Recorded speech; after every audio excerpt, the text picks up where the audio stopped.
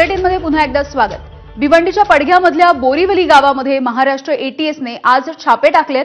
Police फौज फाट्यासह ही कारवाई करण्यात येत असून अनेक घरांचं सर्च ऑपरेशन सुद्धा सुरू आहे। दहशतवादी संघटनेशी संबंध असल्याच्या संशयावरून हे छापेमारी सुरू आहेत। या छापेमारीमध्ये अनेकांना ताब्यात घेऊन त्यांच्याकडून चौकशी सुरू करण्यात आली आहे। याआधी देखील बोरीवली गावामध्ये छापेमारी करून अटकेची कारवाई करण्यात आलेली आहे।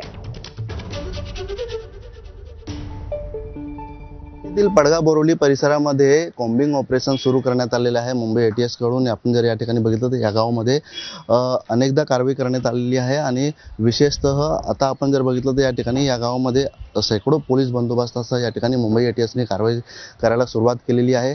दहशतवादी संघटनेशी संबंध असल्याच्या संशयावरून या ठिकाणी ही कारवाई करण्यात येते। जर आपण बघितलं तर जुल्फिकार बडोदावाला असेल किंवा सर्जित शेख असेल, तसेच साकीब नाचन आणि आकिब नाचन हे जे वडील आणि मुलं आहेत त्यांना देखील यापूर्वी ताब्यात घेण्यात आलेलं आहे। मात्र आता जेव्हा ऑपरेशन सिंदूर राबवण्यात आलेलं आहे त्यामध्ये अनेक जे भारतीय असतील त्यांचा संबंध जो आहे तो आता ISI संघटनेशी असल्याचा समोर आलेला आहे। त्यामुळे या गावातून अनेक जण जे आहेत त्यांचे संबंध असू शकतात।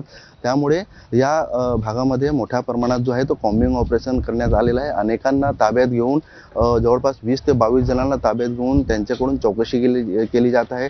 साकीब नाचन यांच्या घरावर देखील छापा टाकण्यात आलेला आहे।